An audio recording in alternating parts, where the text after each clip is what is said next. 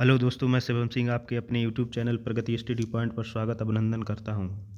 दोस्तों, रोज की भांति पॉलिटी की पूर्वालोकन श्रृंखला को आगे बढ़ाते हुए आपके सामने प्रस्तुत हुए हैं। देखते हैं आगे। आज का टॉपिक है अनुसूचियाँ। अनुसूचियों से स्टार्ट कर रहे हैं। कुछ अनुसूची के बारे में कुछ नोट्स हैं। भारत के मूल संविधान में 8 अनुसूचियाँ थीं। वर्तमान में 12 अनुसूचियाँ हैं। मूल संविधान में कितनी थी? 8 थीं और वर्तमान में 12 अनुसूची हैं। पहली अनुसूची में राज्य और संघ राज्य क्षेत्र है। दूसरी अनुसूची में है भारतीय संघ के पदाधिकारियों को मिलने वाले वेतन, भत्ते और पेंशन। तीसरी अनुसूची में है शपथ और प्रतिज्ञान का प्रारूप। चौथी अनुसूची में भारत के राज्यों तथा संघ राज्य क्षेत्रों जम्मू कश्मीर, दिल्ली और पुडुचेरी की राज्यसभा में प्रतिनिधित्व का विवरण है। पाँचवीं अनुसूची में अनुसूचित क्षेत्रों तथा अनुसूचित जनजातियों के प्रशासन व नियंत्रण के बारे में उपबंध है। पाँचवीं अनुसूची के अधीन जनजाति भूमि का खनन के लिए निजी पक्षकारों को अंतरण आकृत और शून्य घोषित किया जा सकता है। छठी अनुसूची असम, मेघालय, त्रिपुरा और मिजोरम के जनजातीय क्षेत्रों के प्रशासन के बारे में है। सातवीं अनुसूची केंद्र व राज्यों के बीच शक्तियों का विभाजन है। इसमें 3 सूचियां हैं। कौन कौन सी 3 हैं? पहली आपकी संघ सूची है, दूसरी है राज्य सूची और तीसरी है समवर्ती सूची। संघ सूची में अगर विषय की बात करें तो संघ सूची में 97 विषय हैं। 97 विषय हैं, लेकिन गणना की दृष्टि से 98 हैं, 98 हैं। इनका उल्लेख मिलता है संघ सूची में। जिस पर कानून बनाने का अधिकार किसको है? कानून बनाने का अधिकार केवल संघ को है। संघ सूची में कानून बनाने का अधिकार सिर्फ संघ को है। इसके बाद राज्य सूची में 66 विषय हैं, जो कि गणना की दृष्टि से सिर्फ 59 हैं। इस पर सिर्फ राज्य कानून बना सकता है। और समवर्ती सूची में 47 विषय हैं। वर्तमान में गणना की दृष्टि से सिर्फ 52 है, 52 है, जिस पर कानून बनाने का अधिकार संघ और राज्य दोनों को है। पुलिस, कुछ पॉइंट हैं।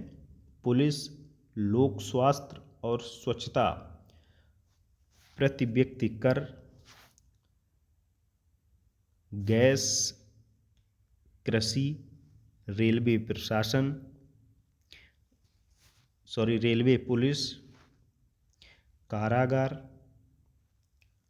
पंचायती राज एवं भूमि सुधार राज्य सूची के विषय हैं।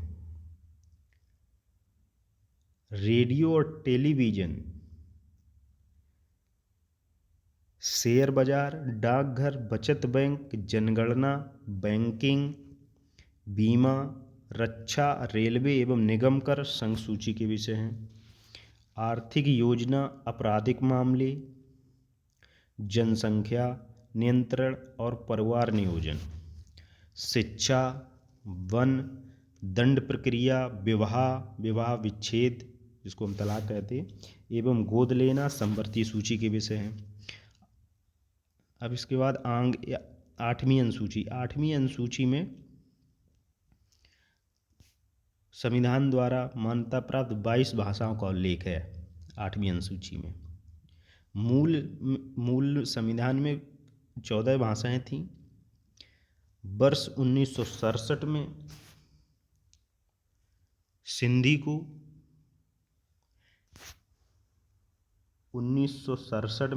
को जोड़ा गया।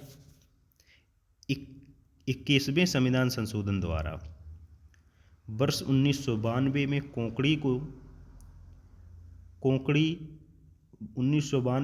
कोंकणी, नेपाली तथा मणिपुरी को 71वें संविधान संशोधन द्वारा जोड़ा गया और वर्ष 2004 में संथाली, डोंगरी, मैथिली तथा बोडो को 92वें संविधान संशोधन 2003 द्वारा 8वीं अनुसूची में शामिल किया गया।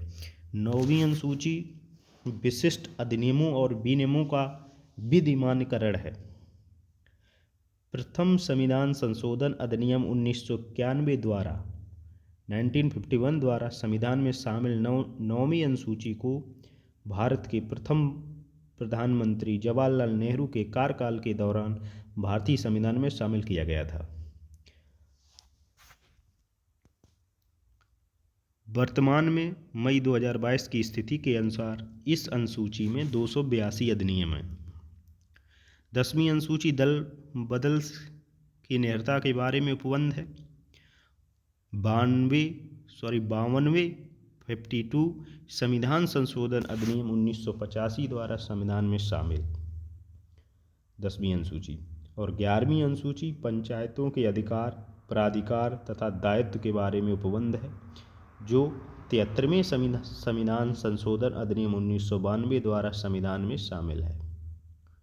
इस अनुसूची में पंचायती राज से संबंधित 29 विषय हैं।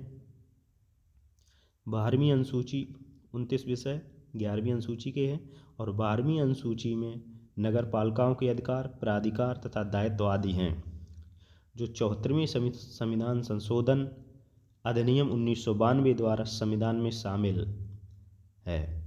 इसमें शहरी स्थानीय निकाय से संबंधित 18 विषय हैं। अब प्रश्न कोश की श्रृंखला को आगे बढ़ाते हैं। भारतीय संविधान में कुल अनुसूचियां हैं। तो भारतीय संविधान में वर्तमान की दृष्टि से अगर केवल इतना ही दिया है कि भारतीय संविधान में कुल अनुसूचियां हैं, तो हमें वर्तमान की दृष्टि से बताना है। भारतीय संविधान में कुल अनुसूचियां हैं, 12 अनुसूचियां हैं। और आपको मालूम है कि मूल संविधान में केवल 8 अनुसूचियां थीं। 9वीं, 10वीं, 11वीं और 12वीं संविधान संशोधन के माध्यम से जोड़ी गईं। निम्नलिखित कथनों पर विचार कीजिए। पहला कथन, भारत के संविधान में 20 भाग हैं। क्या यह सही है? भारत के संविधान में कुल 390 अनुच्छेद हैं। भारत के संविधान में 9वीं, 10वीं, 11वीं और 12वीं अनुसूचियों को संविधान संशोधन अधिनियम द्वारा जोड़ा गया। तो इसमें पहला, भारत के संविधान में 20 भाग हैं, जो कि गलत है। इसमें 22 भाग होना चाहिए। और भारत के संविधान में कुल 390 अनुच्छेद ना होकर 395 अनुच्छेद होना चाहिए। तो आपका तीसरा कथन ठीक है यहाँ पर, कि भारत के संविधान में 9वीं, 10वीं, 11वीं और 12वीं अनुसूचियों को जोड़ा गया।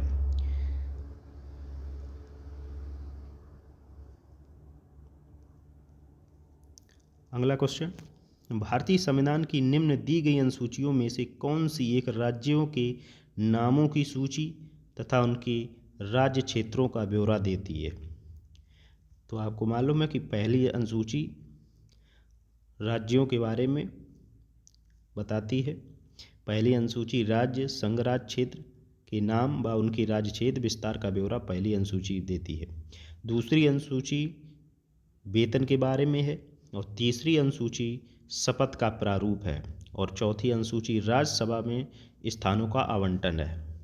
अगला क्वेश्चन है, यदि भारत संघ के एक नए राज्य का सृजन करना हो, संविधान की निम्नलिखित अनुसूची में किस एक को अवश्य संशोधित किया जाना चाहिए? तो इसमें ज़्यादा दिमाग लगाने की कोई बात नहीं। पहली अनुसूची है। भारत के संविधान की चौथी अनुसूची विवेचित करती है। तो चौथी अनुसूची में क्या है? राज्यसभा में स्थानों के आवंटन के बारे में चौथी अनुसूची है। भारतीय संविधान की तृतीय अनुसूची में निम्न में से क्या उपबंधित है? तो संघ के मंत्री के लिए पद की शपथ का प्रारूप। दूसरा है उच्चतम न्यायालय के मुख्य न्यायाधीश द्वारा ली जाने वाली शपथ का प्रारूप। और तीसरा है भारत के राष्ट्रपति के लिए पद की शपथ का प्रारूप। संसद के सदस्य द्वारा ली जाने वाली शपथ का प्रारूप। नीचे दी गई कूट का प्रयोग कर सही उत्तर चुनिए। तो इसमें उत्तर आपका सही है सी ऑप्शन 1, 2 और 4। तृतीय अनुसूची, पहला है संघ के मंत्री के लिए पद की शपथ का प्रूफ, ठीक है। दूसरा, उच्चतम न्यायालय के मुख्य न्यायाधीश द्वारा ली जाने वाली शपथ का प्रूफ, ये भी ठीक है।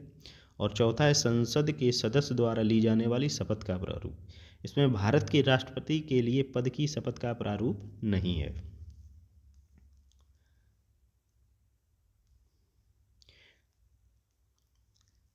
तीसरी अनुसूची जो शपथ और प्रतिज्ञान के बारे में जानकारी देती है, इसमें संघ के मंत्रियों, संसद के निर्वाचन के अभ्यर्थी, संसद के सदस्य, उच्चतम न्यायालय के न्यायाधीश या भारत के नियंत्रक और महालेखा परीक्षक, किसी राज्य के मंत्री, राज्य विधानमंडल के निर्वाचन के अभ्यर्थी या राज्य विधानमंडल के सदस्य, उच्च न्यायालय के न्यायाधीश, इन सब की शपथ का प्रारूप अनुसूची 3 में विवरण है।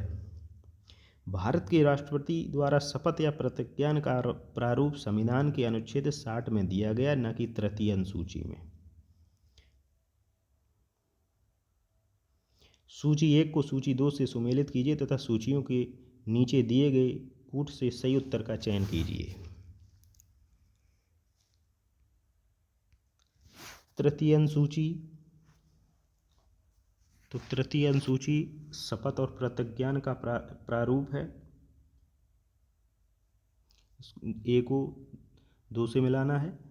चतुर्थ अनुसूची, तो चौथी अनुसूची राज्य विधान परिषदों के स्थानों का आवंटन है, तो दूसरे को पहले से मिला देना। और सातवीं अनुसूची संसद और राज्य विधानमंडलों द्वारा बनाई जाने वाली विधियों की विषय सूची है, तो सी को हम 4 से मिलाएंगे। और आठवीं अनुसूची भाषाओं से संबंधित है, तो डी को हम 3 से मिलाएंगे।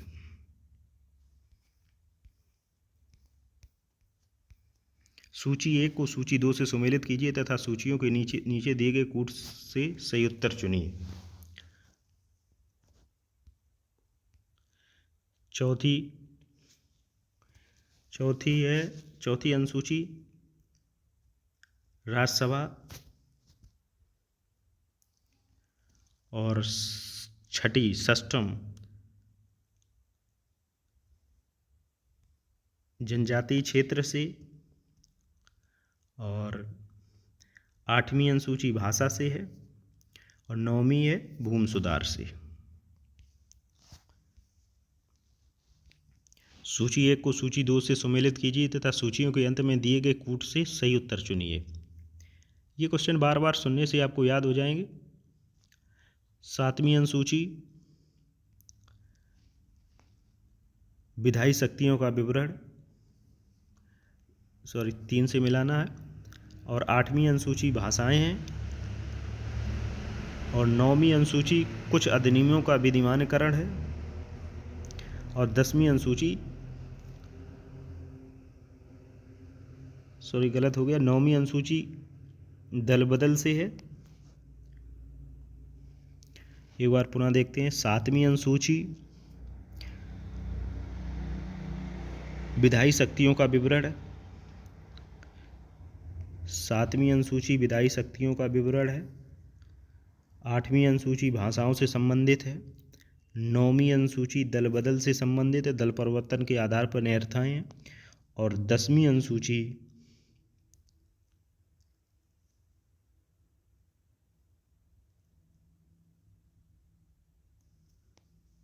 गलत मिला रही क्या?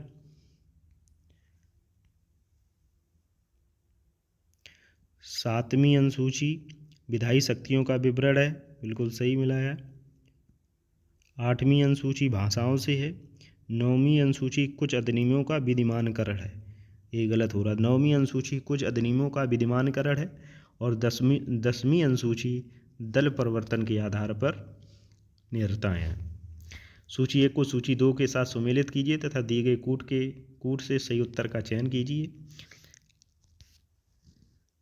7वीं अनुसूची संघ, राज्य तथा समवर्ती सूची। 8वीं अनुसूची भाषाएं से। और 9वीं अनुसूची कुछ अधिनियमों का विधिमानकरण है। 10वीं अनुसूची आपकी दल परिवर्तन के आधार पर न्यायर्थाएं हैं। निम्न युग्मों में से कौन सा युग्म संविधान की अनुसूची विषय सही सुमेलित नहीं है? तो ऑप्शन ए है तीसरी अनुसूची। इसमें दिया है कि शपथ या प्रतिज्ञान के प्रारूप है। इसमें पूछा है कि कौन सा सुमेलित नहीं है, तो तीसरी अनुसूची में शपथ है, बिल्कुल ठीक है। 10वीं अनुसूची दल परिवर्तन के आधार पर है, ये भी ठीक है। 8वीं अनुसूची भाषाओं से, और 9वीं अनुसूची राज्यसभा में स्थानों का आवंटन, ये गलत है क्योंकि 9वीं अनुसूची में विशिष्ट अधिनियमों एवं विनियमों का विधिमानकरण है। किस प्रधानमंत्री के कार्यकाल के दौरान भारत के संविधान में 9वीं अनुसूची को पुनः स्थापित किया गया? तो जवाहरलाल नेहरू के कार्यकाल के दौरान 9वीं अनुसूची को पुनः स्थापित किया गया। और 9वीं अनुसूची को प्रथम संविधान संशोधन अधिनियम 1991 के द्वारा संविधान वर्ष 1951 में जोड़ा गया और इसको अनुच्छेद 31 ख के माध्यम से जोड़ा गया। राज्य भूमि सुधार अधिनियमों को संवैधानिक सुरक्षा प्रदान करने हेतु सम्मिलित किया गया है। तो राज्य भूमि सुधार अधिनियम को 9वीं अनुसूची में रखा गया है। निम्नलिखित कथनों पर विचार कीजिए। भारत की संसद किसी कानून विशेष को भारत के संविधान की 9वीं अनुसूची में डाल सकती है, पहला कथन। दूसरा कथन है कि 9वीं अनुसूची में डाले गए किसी कानून की वैधता का परीक्षण किसी न्यायालय द्वारा नहीं किया जा सकता एवं उसके ऊपर कोई निर्णय भी नहीं किया जा सकता। तो इसमें आपका पहला कथन ठीक है। भारत की संसद किसी कानून विशेष को भारत के संविधान की 9वीं अनुसूची में डाल सकती है। प्रथम संशोधन अधिनियम 1991 के जरिए संविधान में 9वीं अनुसूची जोड़ी गई और अनुच्छेद 31 का और 31 खा जोड़े गए। संसद द्वारा विधि विशेष भूमि सुधार विधियां को 9वीं अनुसूची में रखा जाता है, जिन्हें न्यायिक समीक्षा से बचाव दिया जाना आशयत हो। तो वर्तमान मई 2022 की स्थिति के अनुसार 9वीं अनुसूची में ऐसी 282 विधियां शामिल हैं। 31 खा यह कहता है कि 9वीं अनुसूची में उल्लिखित नियमों और विनियमों को इस आधार पर शून्य नहीं समझा जाएगा, वे भाग 3 के किन्हीं उपबंधों और प्रदत्त अधिकारों में से किसी से असंगत हैं या उनको छीन लेते हैं या न्यून करते हैं। किंतु वर्ष 2007 में सर्वोच्च न्यायालय ने IRK को एलो बनाम तमिलनाडु के निर्णय देते हुए ये स्पष्ट किया है कि संसद को 9वीं अनुसूची में विधि विशेष को प्रविष्ट करने की शक्ति प्रदान की गई है, किंतु ये न्यायिक समीक्षा के दायरे से बाहर है। न्यायालय से निर्धारित किया कि 24 अप्रैल 1973 केशवानंद भारतीवाद निर्णय के बाद 9वीं अनुसूची में शामिल किए गए विधायनों की न्यायिक समीक्षा इस आधार पर की जा सकेगी कि वे अनुच्छेद 21, 14 एवं 19 में प्रतिबिंबित संविधान के मूल ढांचे की अवधारणा का उल्लंघन करते हैं। कोहेलो केस भारत के संविधान की किस अनुसूची से संबंधित है? तो कोहेलो केस भारत की 9वीं अनुसूची से संबंधित है। भारत के संविधान की निम्नलिखित अनुसूची में 3 विधायी सूचियों का प्रावधान है। भारत के संविधान की निम्नलिखित अनुसूची में 3 विधायी सूचियों का प्रावधान है। तो 7वीं अनुसूची में 3 विधियां शामिल हैं। कौन कौन सी? एक संघ सूची, एक राज्य सूची और एक समवर्ती सूची। संघ सूची में 97 विषय, वर्तमान में गणना की दृष्टि 98 है, और राज्य सूची में 66 विषय और समवर्ती सूची में 47 विषय। भारत के संविधान के अंतर्गत आर्थिक योजना का विषय है। आर्थिक योजना ये समवर्ती सूची का विषय।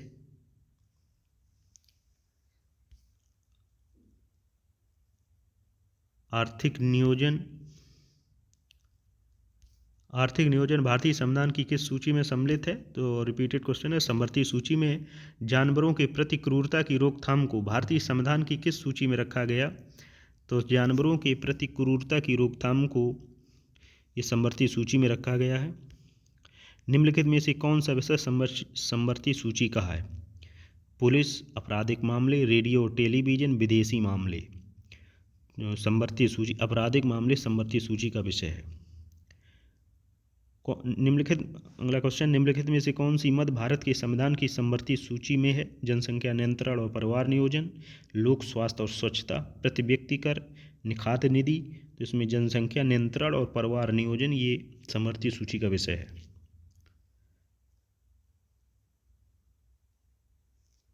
लोक स्वास्थ्य और स्वच्छता, प्रति व्यक्ति कर एवं निखात निधि राजसूची के अंतर्गत आते हैं। निम्नलिखित में से कौन सही सुमेलित नहीं है? पहला ऑप्शन है सार्वजनिक स्वास्थ्य एवं स्वच्छता, ये विषय राजसूची का है। दूसरा है जनगणना, संघ सूची का है। राज्यसभा में सीटों का बंटवारा द्वितीय अनुसूची दिया है। दल बदल विरोध 10वीं अनुसूची। तो इसमें सही सुमेलित नहीं है, तो इसमें सी ऑप्शन राज्यसभा में सीटों का बंटवारा द्वितीय अनुसूची। तो राज्यसभा में सीटों का बंटवारा द्वितीय अनुसूची ना होकर चौथी अनुसूची में दिया है। सार्वजनिक स्वास्थ्य एवं स्वच्छता राजसूची है, सही है। निम्नलिखित में से कौन सा विषय समवर्ती सूची में है? कृषि, पुलिस, शिक्षा और रक्षा। तो शिक्षा जो विषय है वो समवर्ती सूची का विषय है। शिक्षा जो प्रारंभ में राजसूची का विषय था उसे समवर्ती सूची में स्थानांतरित किया गया। तो किस संशोधन के अंतर्गत किया गया? तो 42वें संविधान संशोधन अधिनियम 1976 के द्वारा। इसमें ऑप्शन सी हो जाएगा 42वें संशोधन द्वारा। तो 42वें संविधान संशोधन 1976 के द्वारा शिक्षा को समवर्ती सूची में रखा गया। भारतीय संविधान के किस संशोधन में वनों को राज्य सूची से समवर्ती सूची में स्थानांतरित किया गया? तो इसमें 42वां संविधान संशोधन 1976 के द्वारा वन को राज्य सूची से स्थानांतरित करके समवर्ती सूची में रखा गया। भारत के संविधान के अंतर्गत विषय तथा संबंधित सूची के बारे में निम्न युग्मों में से कौन सा एक सुमेलित नहीं है? ऑप्शन ए है वन, इसमें दिया है समवर्ती सूची। शेयर बाजार समवर्ती सूची। ऑप्शन सी डाकघर बचत बैंक संघीय सूची। ऑप्शन डी है जन स्वास्थ्य राज्य सूची। तो इसमें पूछा है कौन सुमेलित नहीं है? तो वन आपका समवर्ती सूची में पहले राज्य सूची में था, फिर उसको समवर्ती सूची में किया गया। शेयर बाजार समवर्ती सूची में नहीं है। शेयर बाजार संघीय सूची में है। अगला प्रश्न है सूची 1 को सूची 2 से सुमेलित करना है। केंद्र सूची को, इसमें हमें जनगणना, केंद्र सूची में जनगणना है। ऑप्शन दूसरा ऑप्शन है सूची राज्य सूची को हमें मिलाना है। इसमें पुलिस और सार्वजनिक व्यवस्था से। समवर्ती सूची को मिलाना है जनसंख्या नियंत्रण और परिवार नियोजन से। इसके बाद अपशिष्ट विषय अंतरिक्ष अनुसंधान से। भारतीय संविधान के निम्नलिखित में से कौन से प्रावधान शिक्षा पर प्रभाव डालते हैं? राज्य के नीति के निदेशक तत्व, ग्रामीण और शहरी स्थानीय निकाय, पंचम अनुसूची, षष्ठम अनुसूची या सप्तम अनुसूची। इसमें से हमें बताना है कि शिक्षा पर प्रभाव डालते हैं कौन कौन से हैं।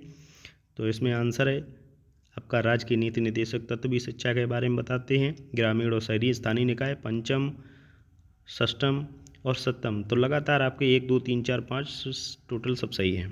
भारतीय संविधान की 10वीं अनुसूची संबंधित है दल बदल से। बार बार रिपीटेड क्वेश्चन है, जितनी बार सुनोगे उतना आपको याद रहेगा। भारतीय संविधान की 10वीं अनुसूची का संबंध दल बदल से है। भारतीय संविधान की 7वीं अनुसूची के अंतर्गत संघ सूची में निम्नलिखित में से किसका उल्लेख नहीं है?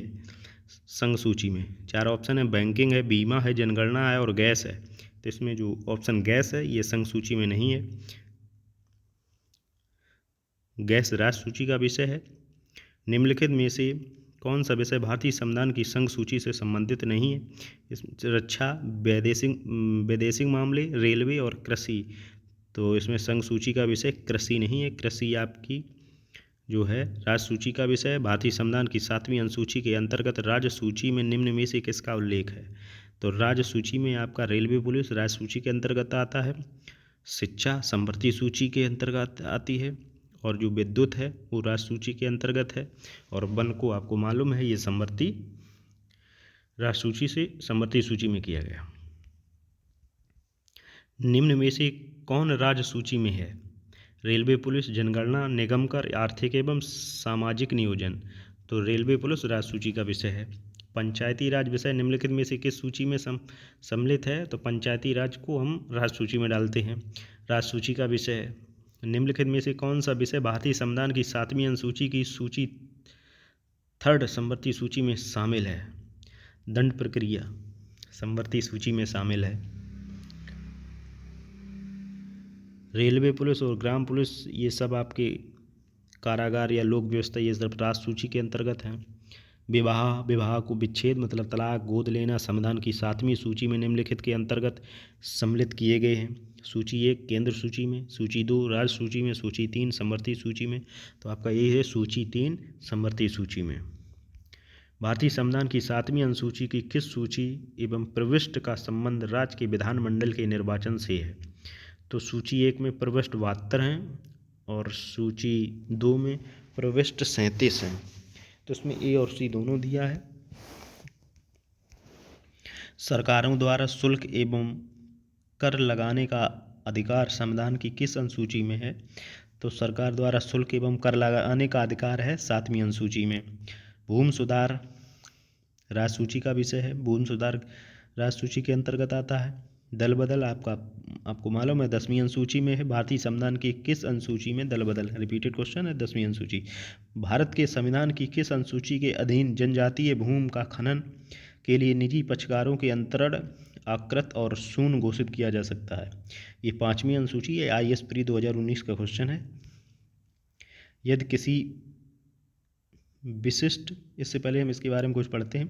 वर्ष 1997 में उच्चतम न्यायालय की 3 सदस्यीय पीठ ने समता बनाम आंध्र प्रदेश राज्य एवं अन्य के बाद में निर्णय देते हुए कहा था कि जनजातीय भूमि को राज्य सरकार या उसकी एजेंसी द्वारा निजी खनन कंपनियों को पट्टे पर दिए जाना संविधान की 5वीं अनुसूची के तहत अकृत और शून्य घोषित होगा।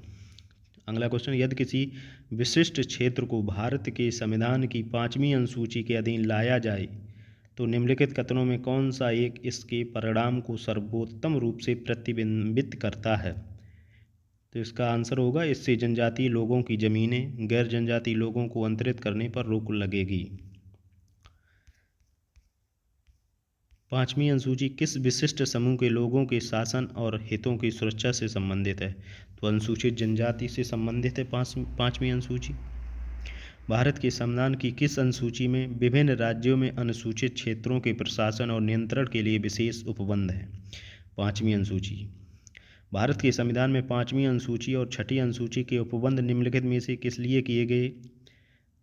तो 5वीं अनुसूचित जातियों की और 5वीं और 6ठी अनुसूचित जातियों के हितों के संरक्षण के लिए लाई गई थी।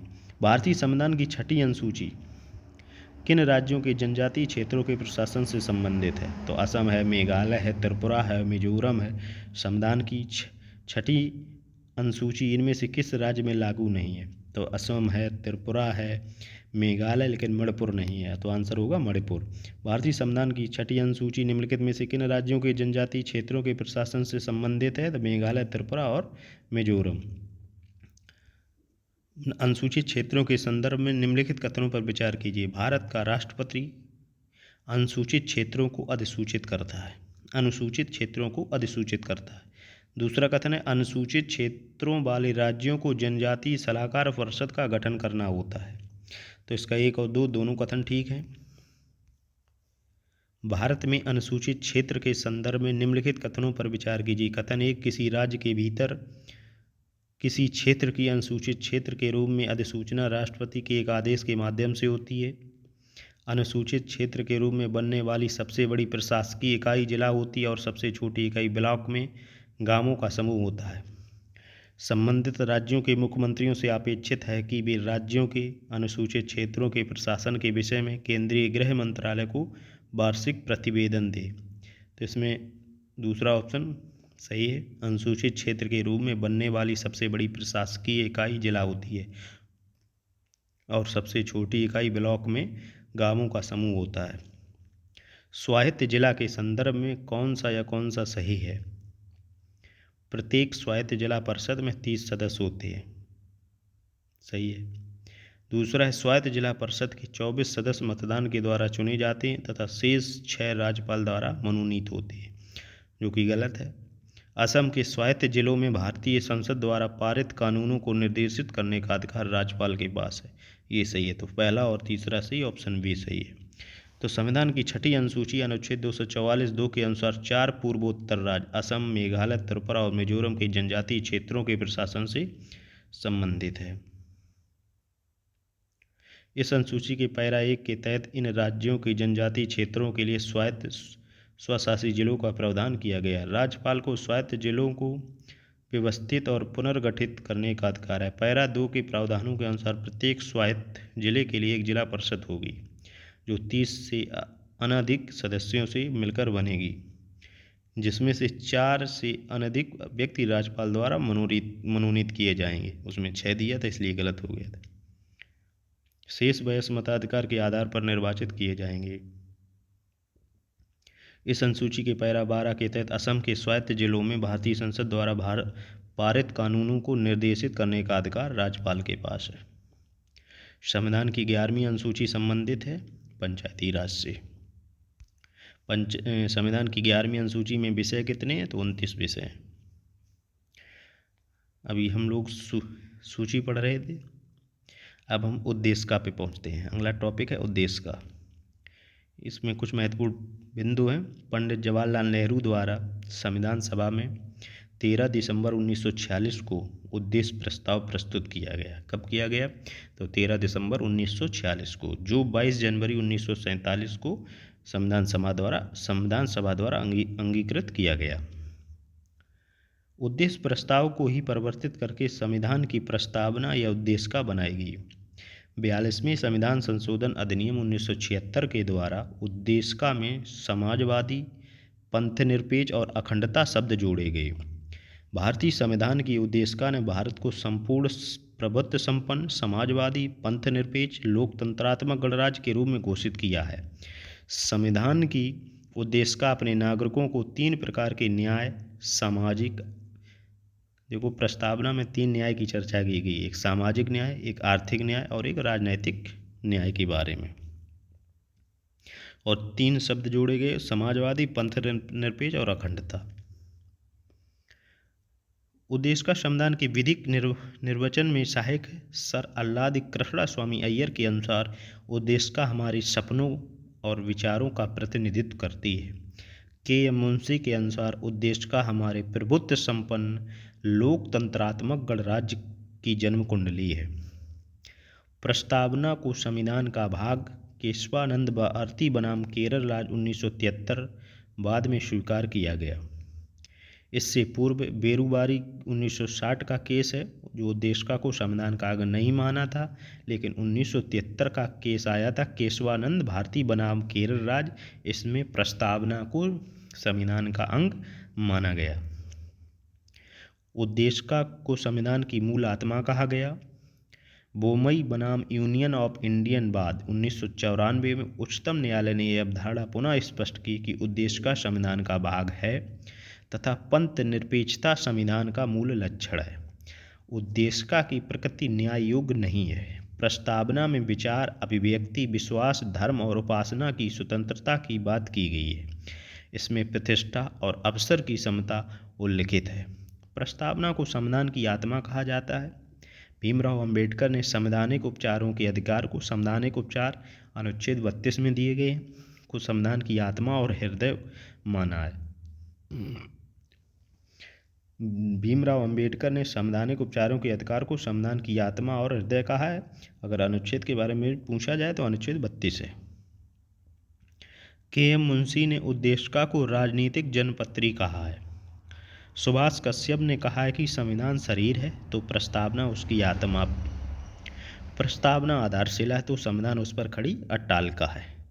भीमराव अंबेडकर ने संविधान को एक पवित्र दस्तावेज कहा है। निम्नलिखित अवतरण में प्रश्न को स्टार्ट होते हैं। हम भारत के लोग भारत को एक संपूर्ण प्रभुत्व संपन्न समाजवादी पंथनिरपेक्ष लोकतंत्रात्मक गणराज्य बनाने के लिए तथा उसके समस्त नागरिकों को सामाजिक, आर्थिक और राजनैतिक न्याय, विचार, अभिव्यक्ति, विश्वास, धर्म और उपासना की स्वतंत्रता, प्रतिष्ठा और अवसर की समता प्राप्त कराने के लिए तथा उन सब में व्यक्ति की गरिमा और राष्ट्र की एकता और अखंडता सुनिश्चित करने वाली बंधुता बढ़ाने के लिए दृढ़ संकल्प होकर अपनी इस संविधान सभा में आज 26 नवंबर 1949 को एतत् द्वारा इस संविधान को अंगीकृत, अधिनियमित और आत्मार्पित करते हैं। तो ये आपकी प्रस्तावना है और इसी से क्वेश्चन लिया गया था। तो इसका आंसर है 26 नवंबर 1949 को। इसमें एक्स की जगह 26 नवंबर 1949 को रखा जाएगा। भारतीय गणतंत्र की 26 जनवरी 1950 को सही संवैधानिक वस्तु स्थिति क्या थी जब संविधान लागू किया गया था? तो सही स्थिति संपूर्ण प्रभुत्व संपन्न लोकतंत्रात्मक गणराज्य। 26 जनवरी 1950 को भारत की वास्तविक संवैधानिक स्थिति थी संपूर्ण प्रभुत्व संपन्न लोकतंत्रात्मक गणराज्य। भारत के संविधान के निर्माताओं का मत निम्नलिखित में से किसमें प्रतिबिंबित होता है? तो उद्देशिका में। भारत के संविधान की प्रस्तावना में कितने प्रकार के न्याय, स्वतंत्रता, समानता और भ्रातृत्व का उसी क्रम में उल्लेख किया गया है?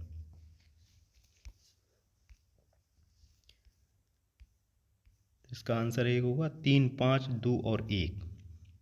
कितने प्रकार के न्याय? तो 3 प्रकार के न्याय पूछा गया। भारत के संविधान की प्रस्तावना में कितने प्रकार के न्याय हैं? 3 प्रकार की। स्वतंत्रता है 5 प्रकार की, समानता है 2 प्रकार की और भ्रातृत्व है 1 प्रकार का।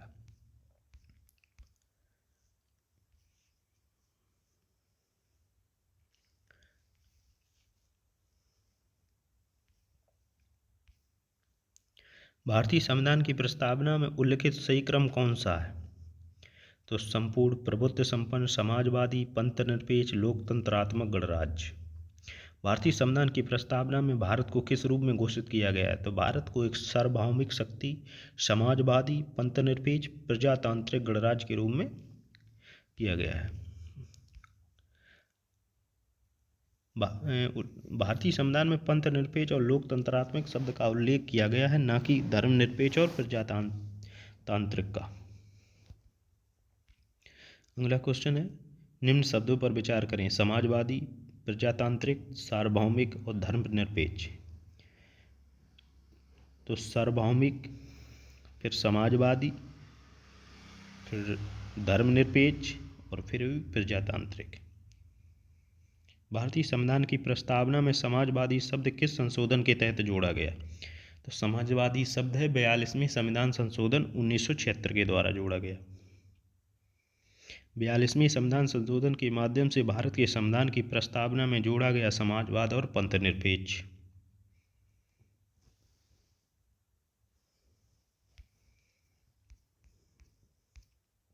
अगला क्वेश्चन है, निम्नलिखित में से कौन भारत को धर्मनिरपेक्ष राज्य वर्णित करता है? धर्मनिरपेक्ष राज्य संविधान की प्रस्तावना। संविधान की प्रस्तावना के तहत भारत को पंथनिरपेक्ष राज्य वर्णित किया गया। यह शब्द संविधान के 42वें संविधान संशोधन अधिनियम 1976 से जोड़ा गया। निम्नलिखित शब्दों में कौन सा शब्द सन 1975 में भारतीय संविधान की प्रस्तावना में सम्मिलित नहीं था? बंधुत्व, संप्रभु, समानता और अखंडता। तो अखंडता शब्द जोड़ा गया है। 3 शब्द जोड़े गए थे, समाजवादी, पंथनिरपेक्ष और अखंडता। ये 42वें संविधान संशोधन 1976 के द्वारा जोड़े गए थे। संविधान की उद्देशिका के संबंध में निम्न कथनों पर विचार करिए और दिए गए कूट की सहायता से बताइए कि इनमें से कौन सा सही है। इसमें जो रिपीटेड क्वेश्चन है उनको हम छोड़ते चल रहे। संविधान की उद्देशिका के संबंध में निम्न कथनों पर विचार करिए और दिए गए कूट की सहायता से बताइए कि इनमें से कौन सही है। पंडित नेहरू द्वारा प्रस्तुत है ऑब्जेक्टिव प्रस्ताव, अंतोगत्वा उद्देशिका बना। इसकी दूसरा कथन है, इसकी प्रकृति न्याय योग्य नहीं है। तीसरा, इसका संशोधन नहीं किया जा सकता। चौथा, संविधान के विशिष्ट प्रावधानों को यह रद्द नहीं कर सकता।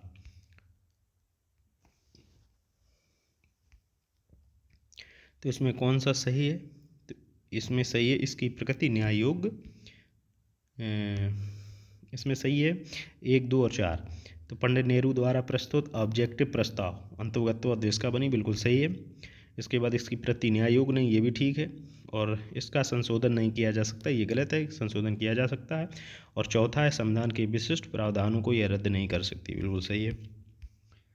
संविधान की प्रस्तावना का विधिक स्वरूप क्या है? संविधान की प्रस्तावना का विधिक स्वरूप है यह लागू किया जा सकता है, यह लागू नहीं किया जा सकता, विशेष परिस्थितियों में लागू किया जा सकता, उपरोक्त में से कोई नहीं। तो इसका आंसर है यह लागू नहीं किया जा सकता। भारतीय संविधान की उद्देशिका में संशोधन किया गया है। तो उद्देशिका में संशोधन किया गया है 42वें संशोधन के द्वारा।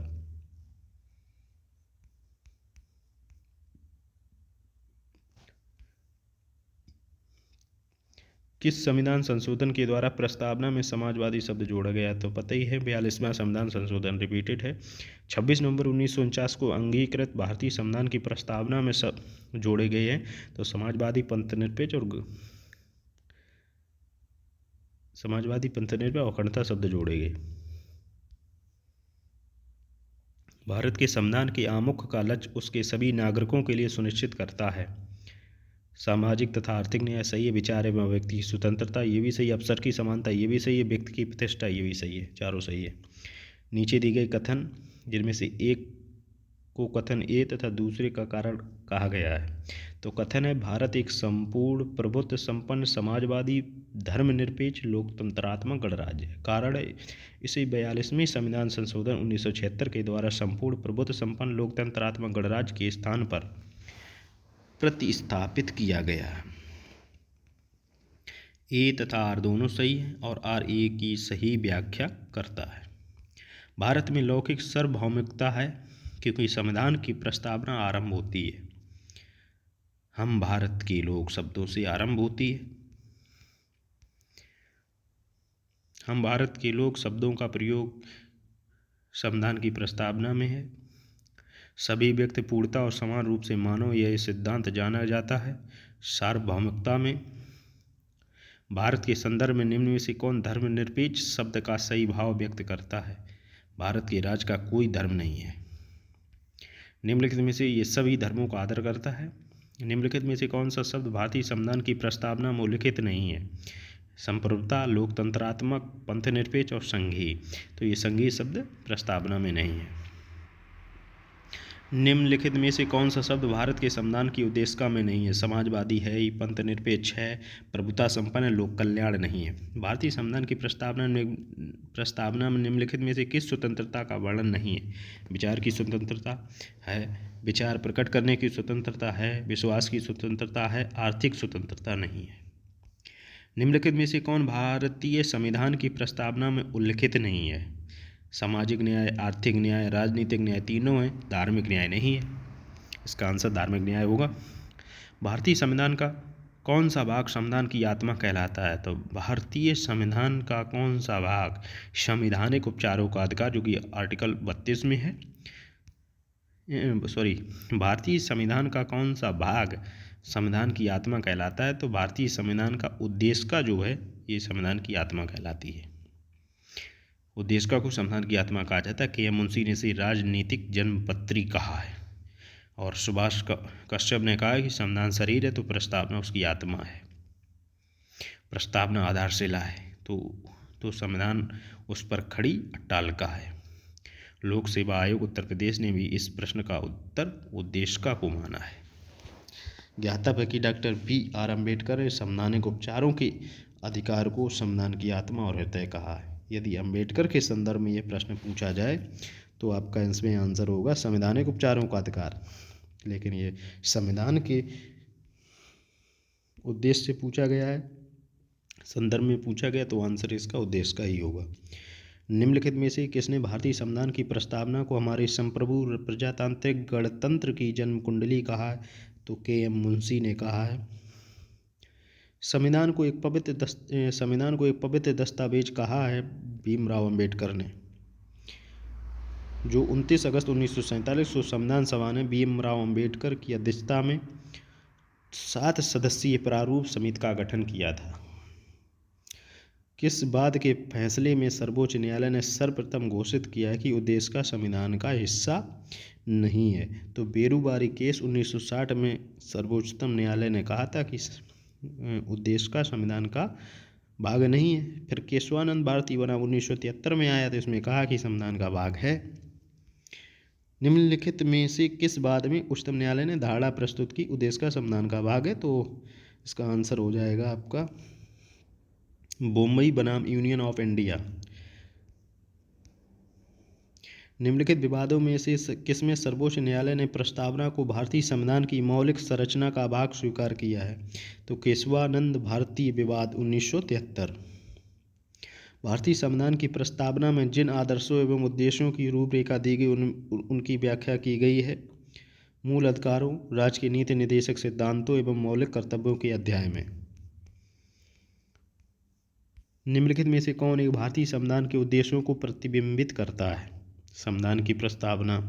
भारत के संविधान की उद्देशिका में कितने प्रकार के न्याय की व्यवस्था दी गई है? तो 3 प्रकार के न्याय है, सामाजिक न्याय, आर्थिक न्याय और राजनीतिक न्याय। भारतीय संविधान की प्रस्तावना में इसके सभी नागरिकों को कौन सा न्याय, तो ये 2 रिपीटेड है, सामाजिक, आर्थिक और राजनीतिक। भारत के संविधान के उद्देश्यों में से एक के रूप में आर्थिक न्याय का किसमें उपबंध किया गया? उद्देशिका और राज्य की नीति के निदेशक तत्व में। भारत के संविधान की उद्देशिका संविधान का भाग है किंतु कोई विधिक प्रभाव नहीं रखती, गलत है। संविधान का भाग है और कोई विधिक प्रभाव भी नहीं रखती, ये भी गलत है। ये संविधान का भाग है किंतु उसके अन्य भागों से स्वतंत्र होकर उसका कोई विधिक प्रभाव नहीं है, ये सही है। संविधान में दिया गया आमुख न्यायालय में लागू नहीं होता। दूसरा है महत्वपूर्ण है और उसकी उपयोगिता है। तीसरा है शासन करने के उद्देश्यों को उल्लिखित करता है। चौथा है संविधान के कानूनी अर्थ निर्णय में सहायता करता है। तो नीचे दिए गए कोट में से सही उत्तर का चयन करना है। भारतीय संविधान के आमुख को ही उद्देशिका कहा गया है। प्रश्न में उद्देशिका संबंधी चारों कथन सत्य हैं, परंतु किसी भी विकल्प में सभी कथन सम्मिलित नहीं है। यह भी ज्ञातव्य है कि कोई भी विकल्प अनन्य नहीं है, अर्थात किसी भी विकल्प में केवल विशेषण स्रोत पर नहीं लगा, इसलिए हम उस विकल्प का चयन कर सकते। इसमें अधिकतम कथन शामिल किए गए। इस दृष्टि से विकल्प सी और डी समान रूप से चयन किए जाने योग्य हैं। निम्न में से कौन सही है? इसमें है ऑप्शन ए है सामाजिक समानता संविधान में प्रत्याभूत नहीं है, ये गलत है। देश में सामाजिक समानता पहले से ही विद्यमान थी, ये भी गलत है। सामाजिक समानता संविधान में प्रत्याभूत है, ये सही है। संविधान के अनुच्छेद 14 से 18 के तहत प्रदत्त समता के अधिकार के विभिन्न प्रावधानों के तहत सामाजिक समानता प्रत्याभूत की गई है। संविधान की प्रस्तावना में भी सामाजिक न्याय प्राप्त कराने की बात कही गई। अब आपका अगला टॉपिक है शासन प्रणाली, जो कि हम कल शासन प्रणाली से स्टार्ट करेंगे। दोस्तों, ये सेशन आपको अच्छा लगा तो लाइक करें, सब्सक्राइब करें और शेयर करना ना भूलें। जय हिंद, जय भारत।